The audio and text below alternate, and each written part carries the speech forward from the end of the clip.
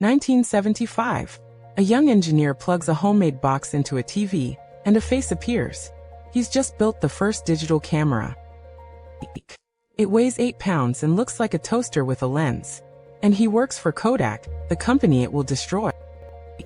Yes, that Kodak. It went bankrupt from digital. But here's the twist, they invented it first and buried it. Rewind 90 years.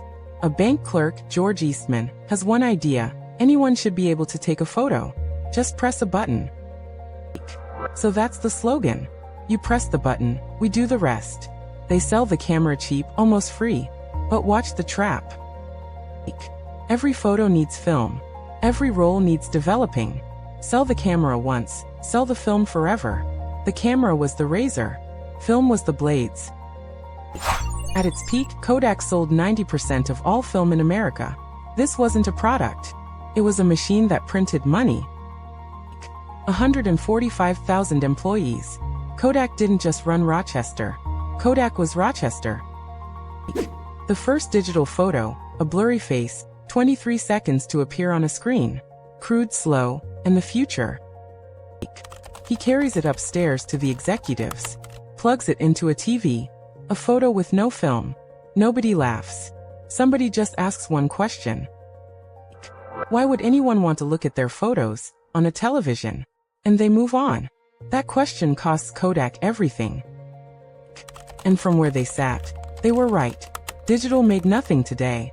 The scariest decisions never feel dramatic. They feel reasonable. So Kodak patents the digital camera in '78 and locks it in a drawer. They own the future and choose to do nothing. Meanwhile in Japan, Sony, Canon and Nikon chase digital hard. None of them have a film empire to protect. Even Fujifilm, Kodak's great rival, saw the storm and did the opposite. It reinvented itself entirely. Remember that. And for a while it doesn't matter.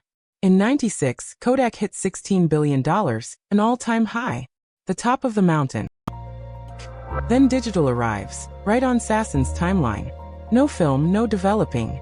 And people quietly stop buying the yellow box. Then phones grow cameras.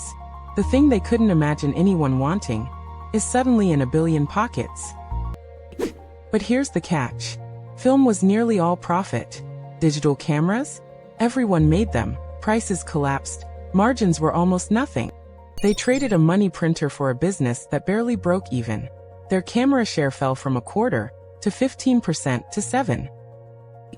So they survive on pure irony, $3 billion licensing their old patents to the rivals now beating them. Then in 2011, that money falls off a cliff. Billions down to under 100 million. The last cushion is gone. The cuts come in waves. Tens of thousands of jobs. Century-old factories go silent. And this was never just a company. Families who worked there for 3 generations watched with dread. January 19, 2012. Kodak files for bankruptcy. A workforce of 145,000 is now 19,000. To pay its debts, Kodak auctions its crown jewels, the digital patents. Sold to rivals for $500 million. Invented it, buried it, sold it. The company synonymous with photography for a century was gone. Kodak had meant the memory itself. Now it meant something else. As for the engineer, in 2009, Sasson receives the National Medal of Technology from the president. Finally honored.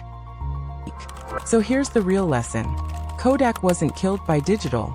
It was killed by how much money it made from film. Remember Fujifilm? Same threat, opposite choice. It let go of film and survived. Kodak couldn't and died. And that's what's haunting. No bilin, no blender. Just reasonable people making reasonable choices straight off a cliff. So next time you take a photo on your phone, remember, it was invented and buried by the company with the most to lose.